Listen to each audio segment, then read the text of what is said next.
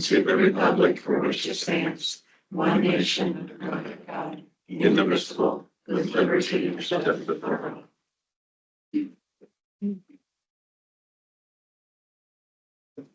Which we have is maxed out. It's good to have you all here. We need to consider the approval of the agenda. We get a motion. So moved. Second. First and second, all in favor? Aye. Motion carried. Minutes to the March 31st, 2026 regular meeting.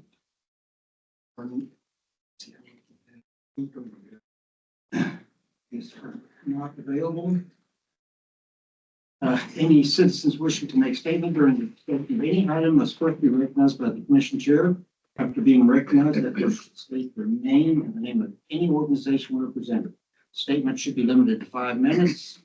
Please silence all phones and electronic devices. Recording the meeting is allowed, and the commission requests that anyone using special recording equipment be seated in the back row to avoid creating a distraction during the meeting. Moving on to old business, and there is no old business at this time. Moving on, approval of appropriations, and we don't have Ms. Smidler today, but we've got to fill it. Chris signs. This is just the accounts payable for March 24th through April 27th, and we ask for your approval. Any discussion on this?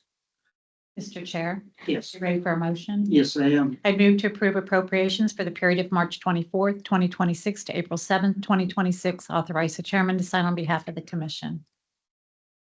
Second. I'll second that. We have first and second, all in favor? Aye. Okay, moving on to new business.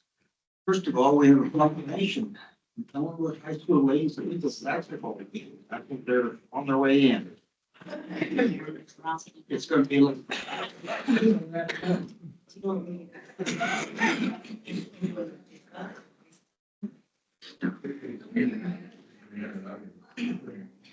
Maybe you guys could stand. I don't know. Yeah.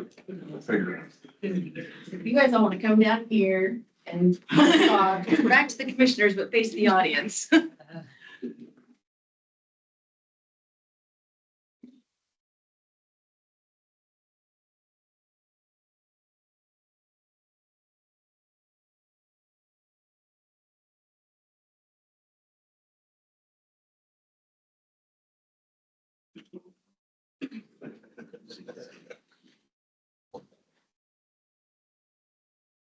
So this is the 2025-2026 Ellenwood basketball team, lady basketball team. They got second in state this year for 2A. So, and I have a proclamation which includes a whole list of accomplishments for you guys. Are you all ready for the proclamation? Yes. Okay. Proclamation 2026-03. Whereas Barton County has a long tradition of supporting local high school students in areas such as academics, arts, leadership, and athletics, and whereas families and communities tend to support students from kindergarten through their senior year, coming to know the strength and capabilities of each individual. And whereas there are individuals and teams that come together and make history in the most incredible way, and these students, their coaches, teachers, administrative staff, and parents are to be commended for enforcing dedication and perseverance needed to excel at key moments in life. Therefore, be it proclaimed by the Board of County Commissioners of Barton County, Kansas, that Tuesday, April 7th, is known as Ellenwood High School Lady Eagle Basketball Team Day. And further, throughout the 2025-2026 season, the Lady Eagles have demonstrated outstanding excellence, discipline, and sportsmanship, finishing with an exceptional 27-2 record and achieving a history-making run at the 2A state title, having won the district and sub-state championships earlier in the month. And further, that Central Prairie League named Julia Slasinger and Bryn Widener as first team, Meta Maxwell and Olivia Batchman to second team, and Reagan Widener receiving honorable mention to the all-league team. And further, that Sports in Kansas named Julia Slasinger to their first team and Meta Maxwell to second team, with honorable mention to Bryn Widener and Olivia Batchman. And further, that Julia Slasinger was named All-Star MVP, scoring 17 points and having 13 rebounds. Further, that the Kansas State High School Athletic Association named Julia Slazinger to its second team. Olivia Batchman, Meta Maxwell, and Bryn Widener received honorable mention. Further, that the Kansas Basketball Coaches Association named Julia Slazinger to its first team and Olivia Batchman to its second team, with Meta Maxwell receiving honorable mention.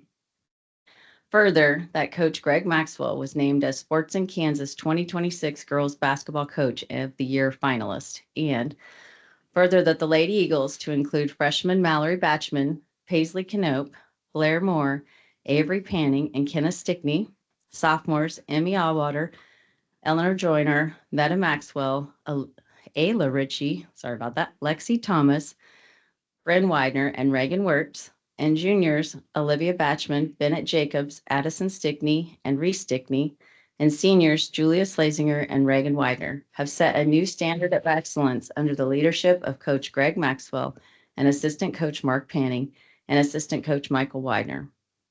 And further, that the success of this team is a direct reflection of the guidance and mentoring from Coach Maxwell, his staff, the Ellenwood High School, the school district, the families, and the community's commitment, discipline, and determination. This is dated the 7th day of April, 2026.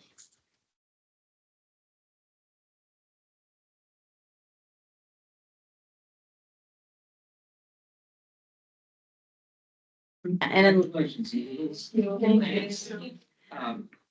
Any comments?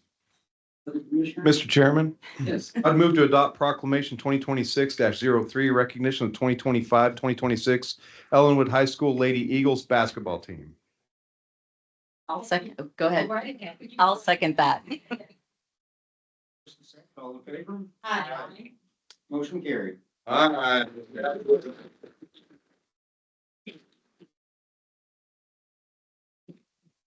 And in lieu of flowers, we sprung for Starbucks for you guys. These are not taxpayer dollars. These are, this is a collection.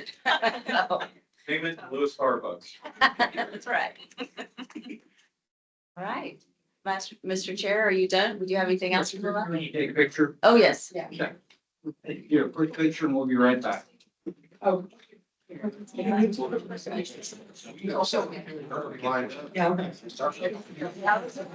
dollars. Those are some taxpayers. You'll find out later. Yes. Oh, Darren. Julia. Yeah, go ahead. Out there. Okay. It was Jack. Coaches want to get in the picture? Okay, everybody look at her now. And then everybody look at me, please. Thank you.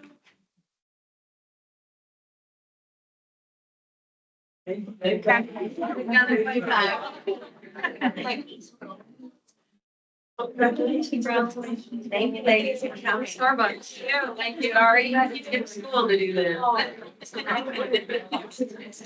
Oh, geez, is that on? Oh. Right now,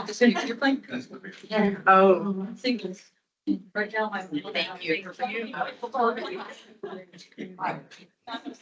Perfect. Oh, no, you're. I'll make it right. Okay. Just in case, let me know.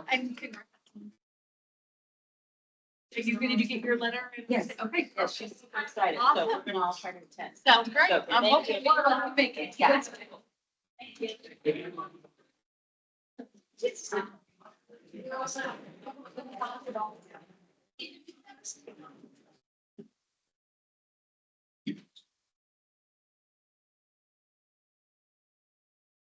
We probably need to just move on. Okay, next we have a proclamation. Yes, seconds.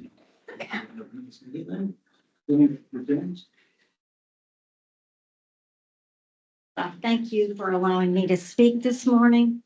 The Pilot Club of Great Bend is pleased to honor April as Autism Acceptance Month.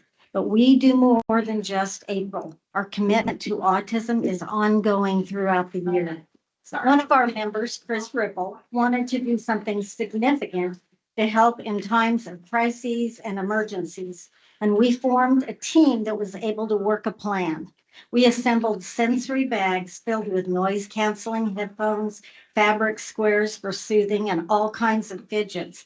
I'm proud to say that we outfitted every emergency vehicle and all hospitals in Barton County with these bags. This is the year of our biannual autism workshop, and we've been hard at work for many months to present a great set of speakers and panelists. Our fourth workshop will be September 12th and is entitled Sensory and Play, Understanding Autism and Other Neurodivergent Conditions. Many people with autism have other conditions that accompany their diagnosis, such as ADD, ADHD, sensory processing disorder, anxiety, depression. These same conditions occur in people without autism.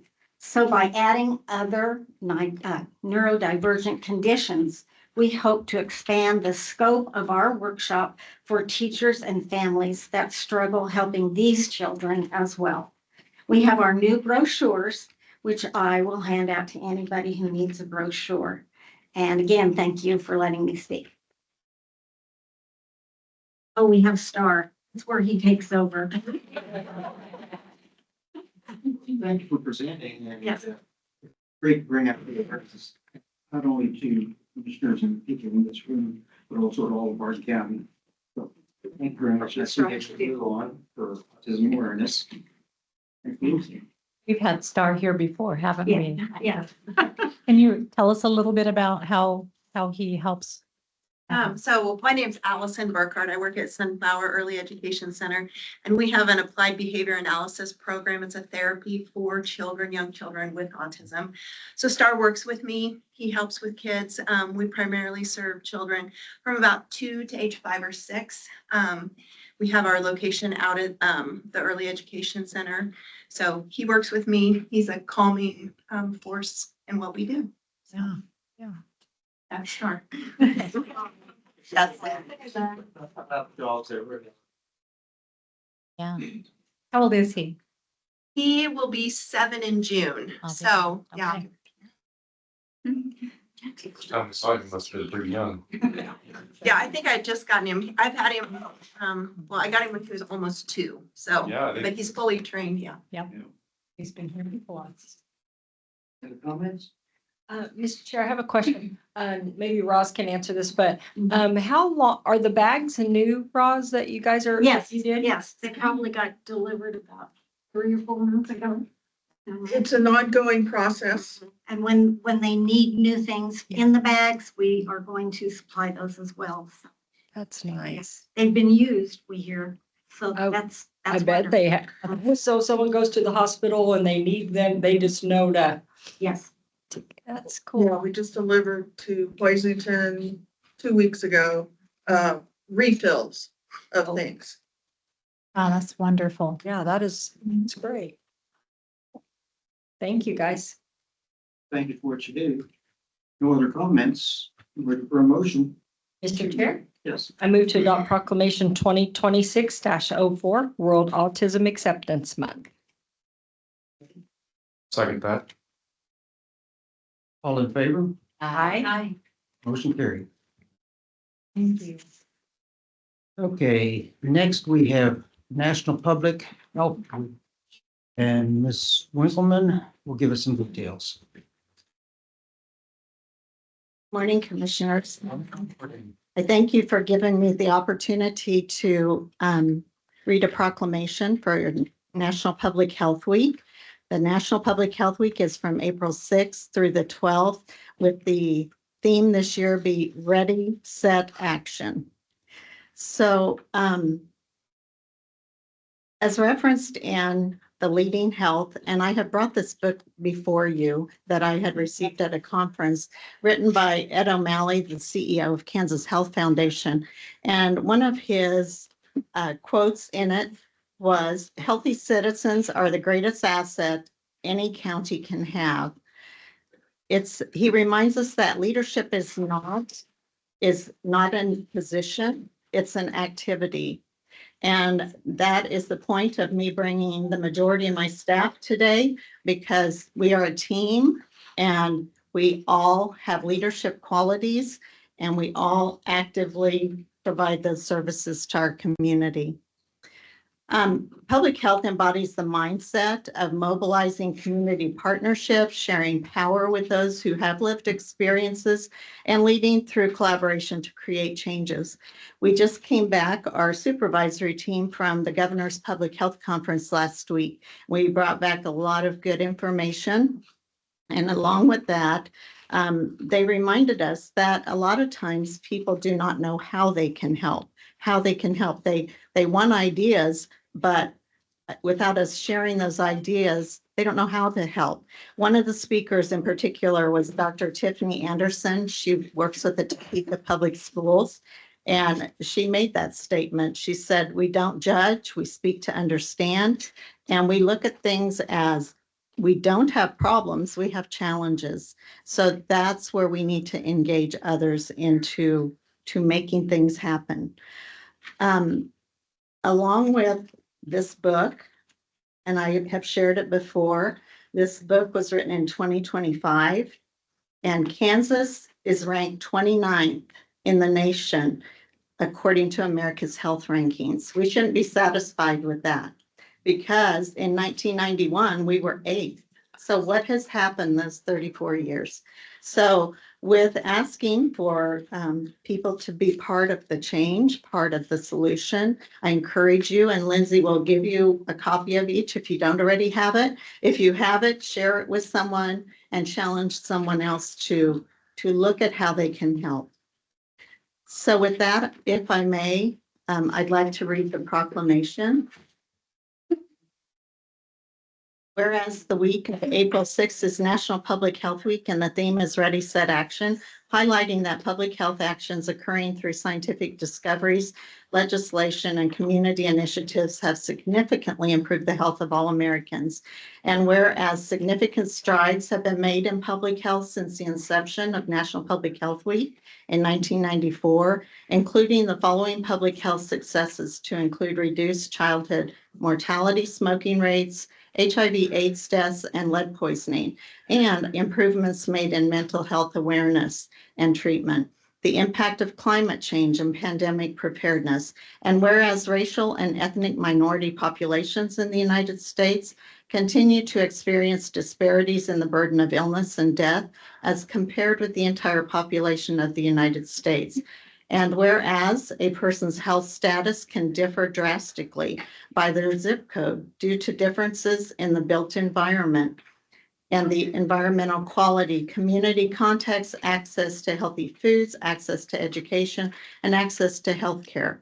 And whereas public health organizations use National Public Health Week to educate public policymakers, public health professionals, and the public on issues that are important to improving the health of the people of the United States. And whereas public health professionals help communities prevent, prepare for, withstand, and recover from the impact of a full range of health threats, ranging from infectious disease outbreaks to national disaster preparedness. And whereas efforts to adequately support public health and the prevention of disease and injury can continue to transform a health system focused on treating illness into a health system focused on preventing disease and injury and preventing wellness, promoting wellness. Therefore, be it proclaimed by the Board of County Commissioners of Barton County, Kansas, that the week of April 6th through the 12th is hereby proclaimed as National Public Health Week in Barton County. And we call upon our families, friends, neighbors, coworkers, and leaders to recognize the contribution of scientists, local, state, and federal legislators, community activists, including public health workers, in adopting initiatives that have significantly improved the health and longevity of the people of our state. And we encourage continual vigilance to promote health and well-being for all citizens, as the theme states, Ready, Set, Action. Thank you. Do you have any discussion? Any questions? I don't have any questions. I just really like to thank you and everybody in your department for the important work that you guys do. You guys do a tremendous job over there. Thank you. It's not always seen because it's from a prevention aspect, so it takes time to see the work, the outcome of the work that's done. I can tell you right now, for several months, we have been preparing for the World Cup. And we wouldn't think out here in central Kansas that that would have anything to do with us, but we've been listening to webinars. They spoke a lot about it at the Governor's Public Health Conference of the influx of people, the influx of diseases that we need to be prepared as prevention, those kind of things. So again, you don't think about Barton County being involved in that, but we are. We'll be prepared. Yes. Did they offer any ideas why we went from 8th to what, 39th? There were just a lot of factors in here, and I think to keep that interest of the communities involved in saying they do have a place at the table. So I think we need to circle back around and have those partners at tables bringing those ideas and not look at them as problems, look at them as challenges. And we do a lot of that with our community health needs assessments that we go into the different different towns like Claflin, Ellenwood, Hoisington, and we meet with those partners to see what's needed.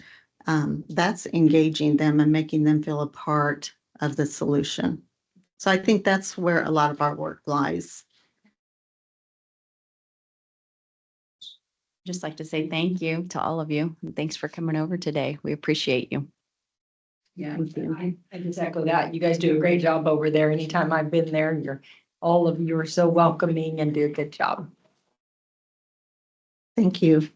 Okay, I think I'm ready for a motion. Go ahead, please.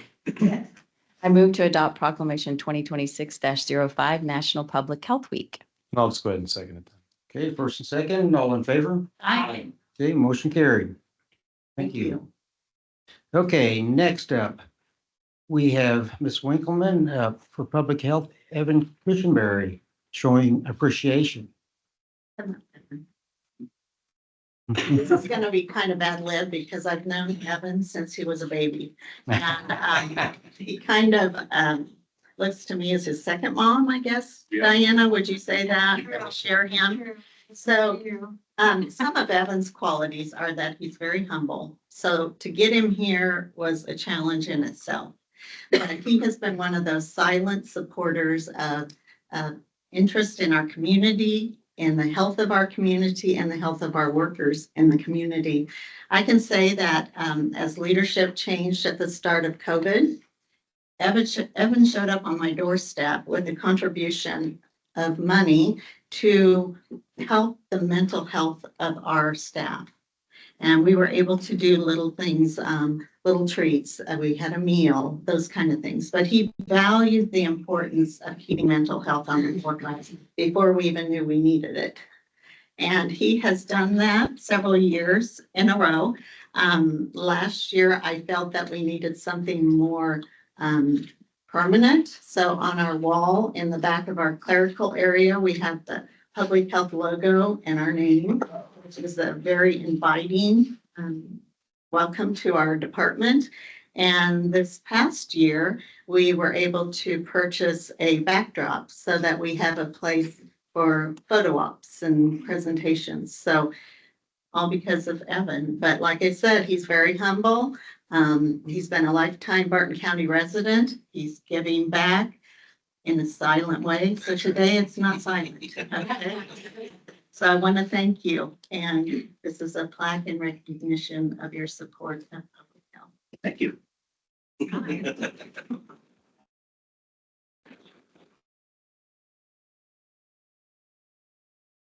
You know, I believe we've got his mom and dad here also. They want to say anything. Everything happened. Do you have some words? Okay. I'm just very proud of him. We are very proud. Thank you. Thank you. So thank you all for doing that. Y'all get a picture? Yeah, I think we should get a picture. Do the motion. Oh, yeah, let's do the motion first. I'm getting in a hurry, I guess. Okay, I'm ready for a motion. Mr. Chair, Yes. in cooperation with the Health Department, I move to present Mr. Cushionberry with a plaque commemorating his support for public health. I'd like to second that. Okay, first and second, all in favor? Aye. Okay, motion carried. Can we get a quick picture right here?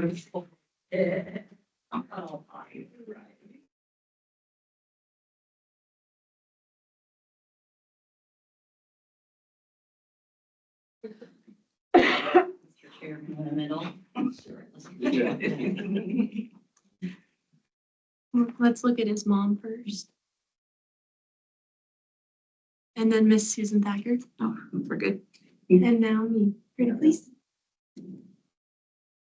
Thank you. Thank you.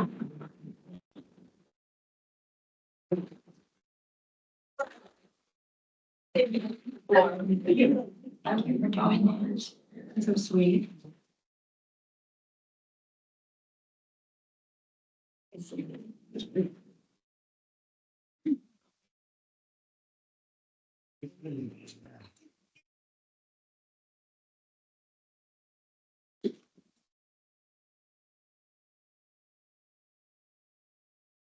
Gosh, this happens every time you present. It's up to talk about boarding. Let it clear the rooms. Okay. Now it's Josh, talking about roads and bridges, Good morning, the boring stuff now, right? Good morning. Okay, I think you got something to tell us about a stop sign that was asked for you to. Yes, so I got a request from the township to review an intersection, Northeast 130th Avenue and Hidden Hills Drive, just north of Claflin, where the new housing development is going in up there. So on my last trip down here, I went up there, reviewed that intersection, completed an evaluation. The existing intersection does not have any signing on it right now. As you approach that intersection from the east, or from the west, traveling east, there are some side obstructions in both the northwest and southwest quadrants of that intersection. So I am recommending that a stop sign be installed at the intersection.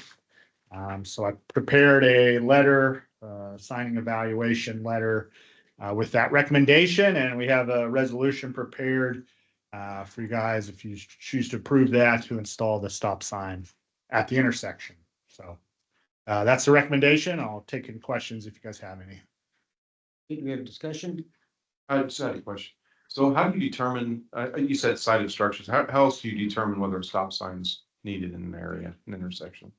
Well, I mean, it's all governed by the MUTCD, so the Manual on Uniform Traffic Control Devices. Side obstructions is really the number one reason if you can't see vehicles approaching the intersection as you're approaching the intersection.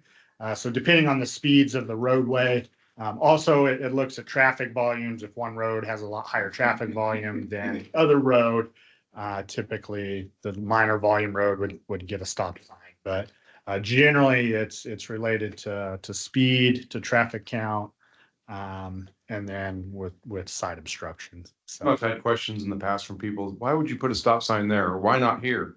And there's actually a formula for this, and we don't really determine that. yeah, there's guidance in the manual on signing that we follow, and it does require an engineering evaluation. So really, anytime a stop sign or any regulatory sign, a speed limit sign requires a study to be done by an engineer before that sign should be installed. Sense to me. Okay, this is one where it's a gravel road and you're pulling out onto a highway. Correct, onto the paved road, yes. It It's county makes maintained. sense. And then once again, I think when an engineer tells you it needs to be put up, I think we probably should do that.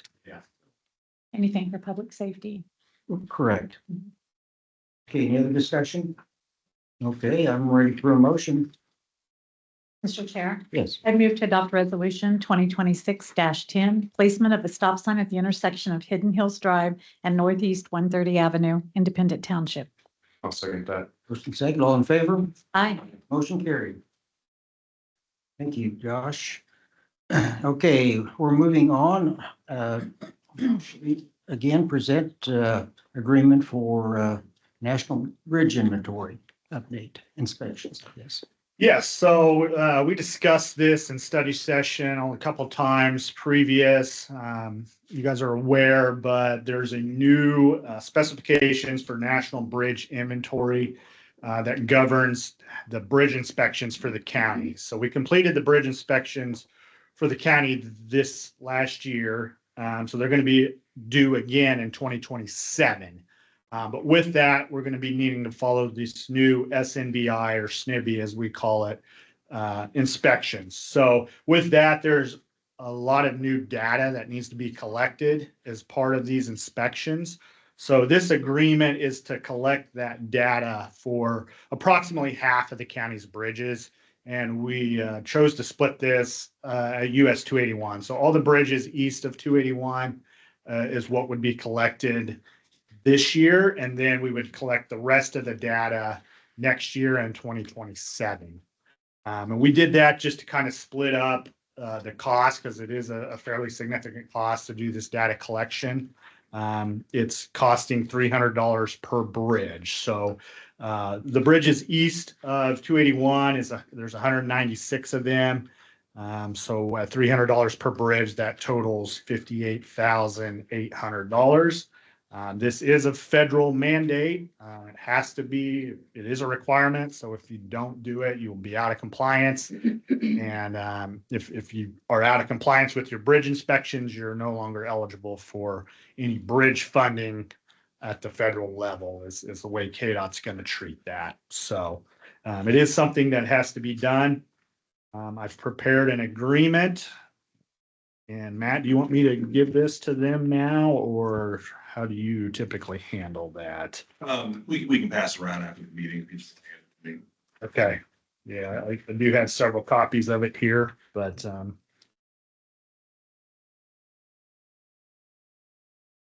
Mr. Chairman, Yes. if there's no further discussion, I'll probably just go ahead and make a motion.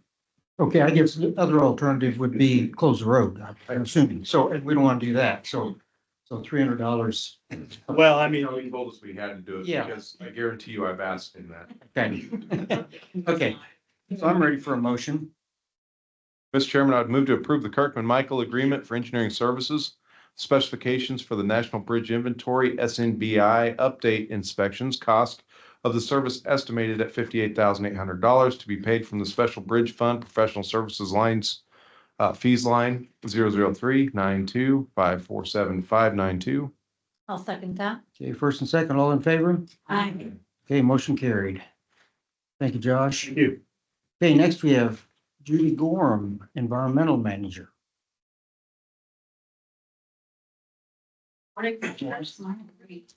So I'm here today as the final piece of a process that's been in the works for quite a while.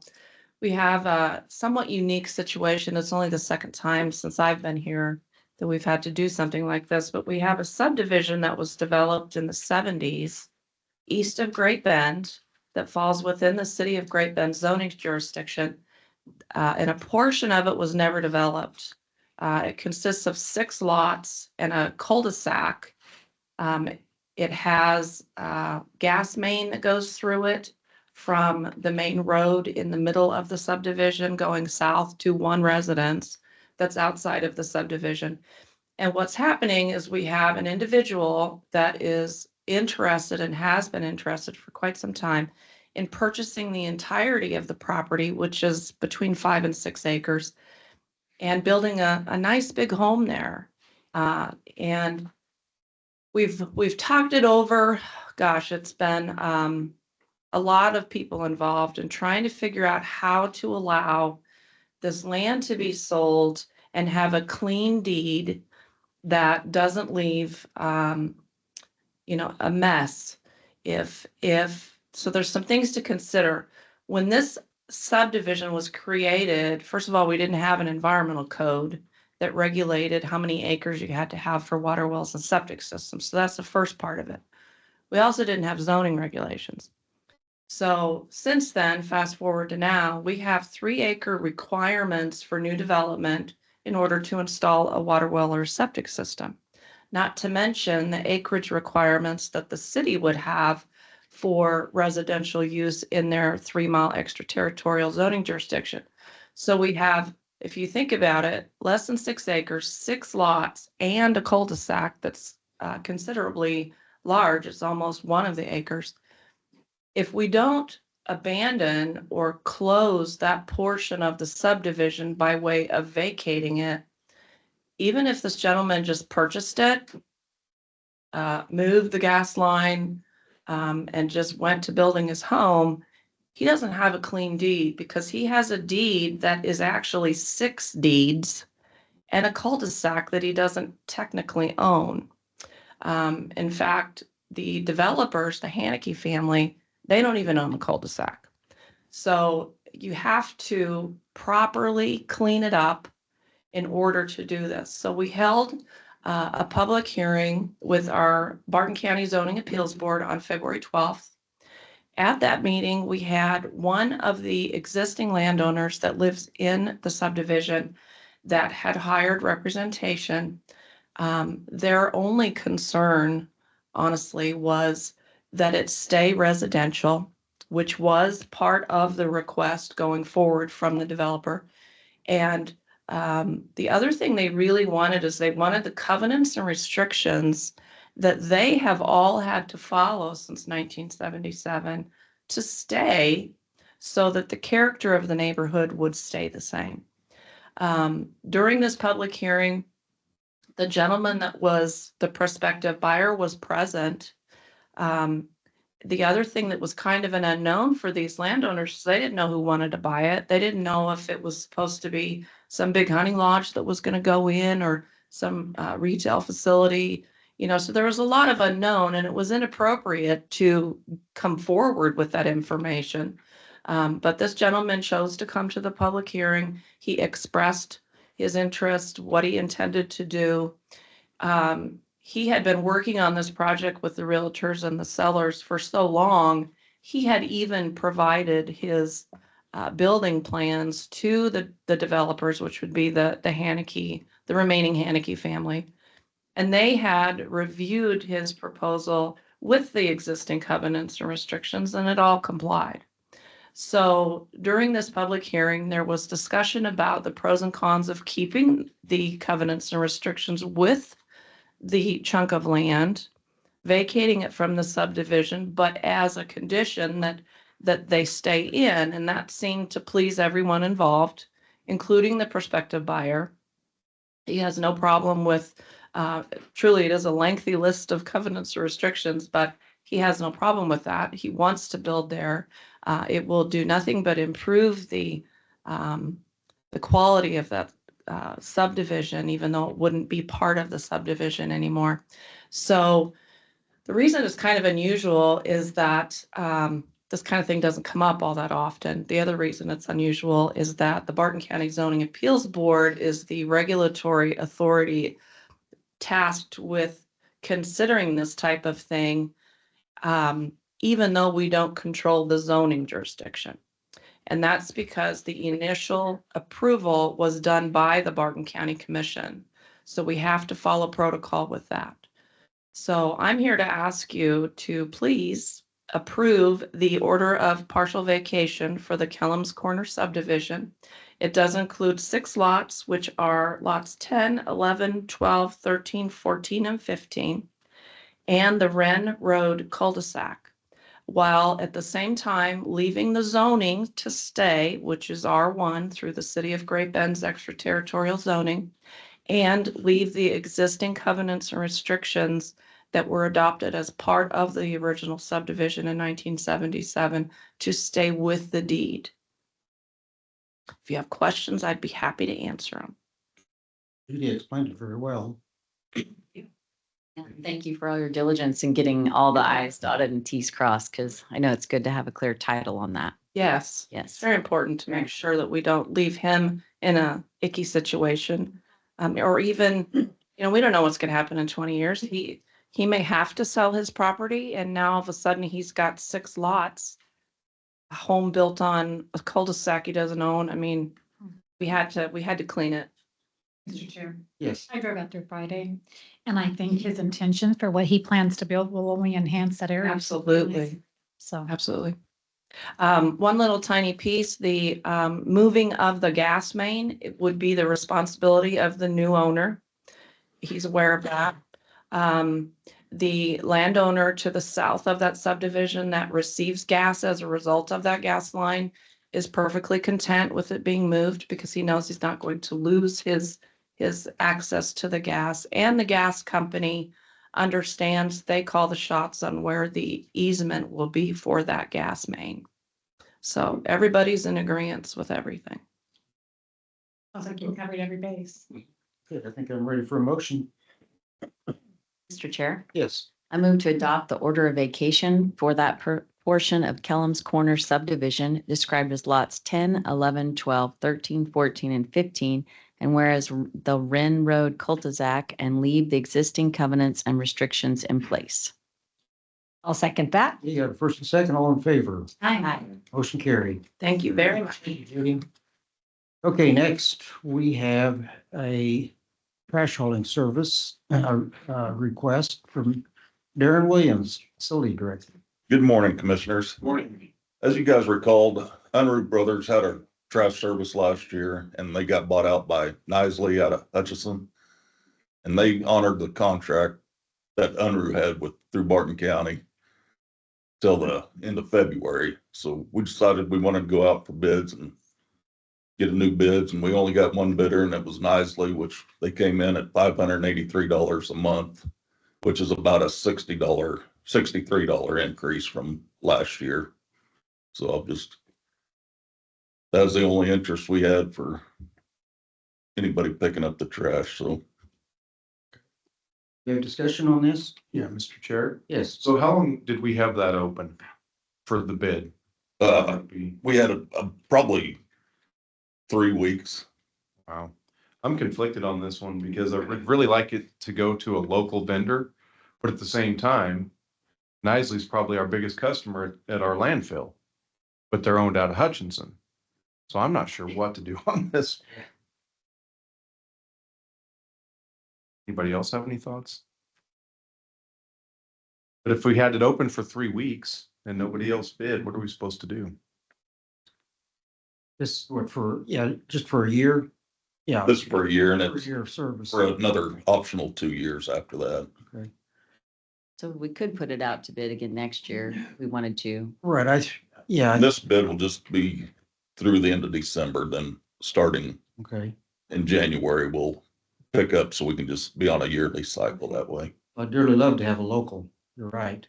And maybe, I don't know, I'm not familiar with the trash service, our locals, maybe we could entice them a little bit to put a bid in, I don't know. Do they pick up once a week? They pick up 3 times. Okay. Not all of the offices or buildings get picked up 3 times, but the The ones that need it. needed. Okay. Darren, on commercial, I know Nisley's they pick up for commercial. Who else picks up for commercial? Are the other services resident? A lot of them, like Matt Eshelman, they're all kind of getting out of the business, and Kevin Burton, he's getting out of the business. So it's getting harder and harder for people to get a commercial contractor. I think, what's his name out of Stafford or Seward? Chisholm. Except, yeah. But They do mostly residential Chisholm, I think, or They do our commercial. they do your commercial. Okay. You'd have to have special license. I'm not familiar with that. Probably not, just a commercial license or a regular license for being a business owner through the city. Where do we list this at? Doesn't this go on like a vendor? Where do we publicize it at? Pro or what is it? Bidnet. Okay. On our website. Okay. I definitely don't have anything against Nisley at all, just would love to see a local vendor if possible. Okay, we've got a question. I have a question, really more just a comment. So Can you state your name for the record? Judy Gorham. So as a resident that lives in the country north of Washington, one of the things I've seen is that we don't really have a lot of our mom and pop trash vendors out and about anymore. And I have Nisley as well. They do a great job. But one of the things I've learned in the business that I do is that not everybody is tech savvy. So when I have information I have to put out, for example, the fact that I'm moving on Monday, I send an actual letter to all of the regular people I deal with, as well as doing the website, the newspaper, you know, if I were doing a bid, putting it out on a bid.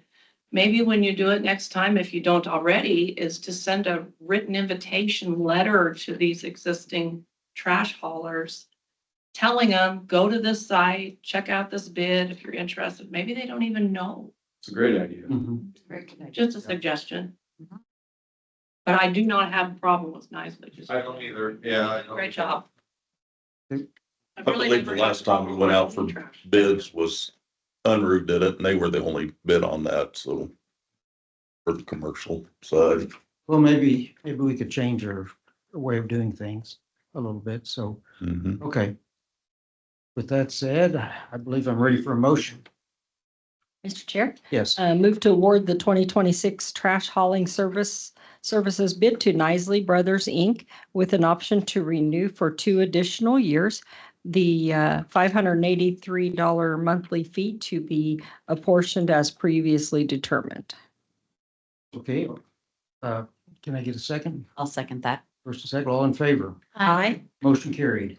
Next, we have Commissioners. thank you. Thanks, Darren. Executive session. Do we have a reason for executive session? I see no reason. Okay, moving on, ending business. After new business are heard by the commission, the following items, including the announcements, will be heard. The announcements following, I guess I already said that. Consider the authorization of personnel changes for classified positions, sign any documentations approved during the agenda meeting, or sign any other documentation required for regular county business. Similar action may take place throughout the day. And next, we have appointments. Although subject to change, the following appointments have been scheduled at 9:45 or following the close of the agenda meeting, planning session with media consultant at 10 a.m., regular business discussion, Matt Potzner, County Administrator, 10:15, program update, Josh Beckman, County Engineer, Kirkman Michael, 10:30, program update, Chris Schartz, County Works Director, 11 o'clock, program update, Brooke Hallmark, CKCC Director, 11:30, program update, Jennifer Hamby, Solid Waste Director. The County Edition, KVGB AM, Thursday at 11:05 a.m. Chris Schartz, County Works Director, is scheduled for April the 9th, 2026. Moving on to other business discussion items, and this is mainly for the commissioners. Do we have any discussion? Mr. Chair, just a couple things. Trying to send the email. I've sent a couple of them to Matt Potzner to send out to everybody. This is, the governor has all sorts of bills on her desk to either veto or sign. And one of them is just a reminder, it's House Bill 2745. And we testified against that bill. And what that bill would do if she signs it, if she doesn't veto it, is it causes a lot of problems in county government for setting budgets and things like that. But the problem is, and it's not that we as commissioners, we've talked about that, we want to save taxpayers' dollars. If that's what it did in itself, we would have probably figured out lots of ways to support it. But it doesn't. It shifts the burden, and it won't lower property taxes for a lot of people. And so we're really watching that over the next few days. We'll keep an eye on that, and as well as other bills, trying to keep an eye on those too. So it's going to be a interesting couple of days to see what she does. And but then I talked to Sherry Brantley, our representative. She's got a lot of good ideas on how to save dollars through the schools. And so we'll talk about that more as she's reached out to us to help with that. I think she's got some good ideas. And the only other thing I had is I did attend the Southwest Developmental Services Board meeting a couple weeks ago.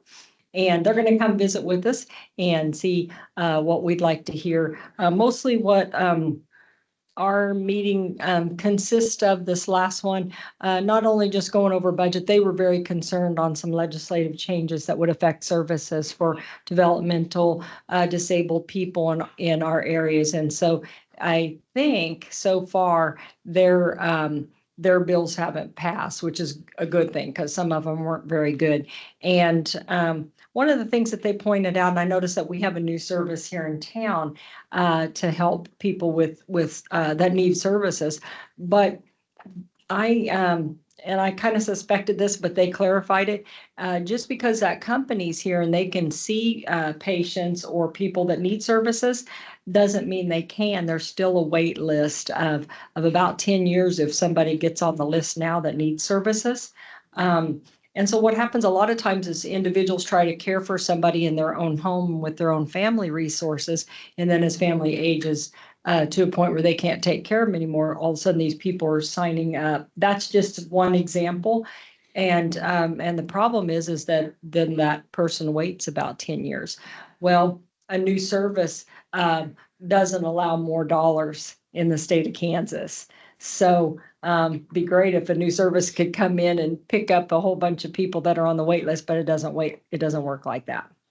Although one of the things that I was really proud of is our area is Southwest Developmental Services make sure that people are cared for. And so part of that is that they are evaluated every year.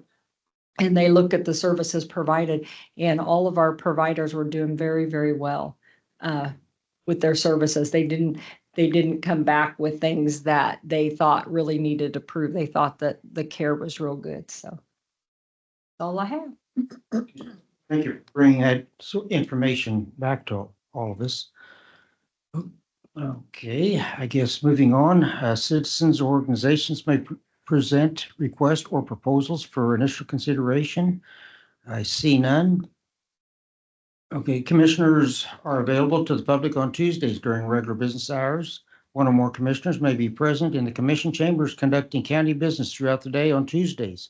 The commissioners may individually schedule personnel appointments related to the county business at their discretion. The next regular meeting will be at 9 a.m. Tuesday, April 14th, 2026. And with that said, I'm ready for a motion to adjourn. Mr. Chair, so moved. Second that. First and second, all in favor? Aye. Motion carried, meeting adjourned.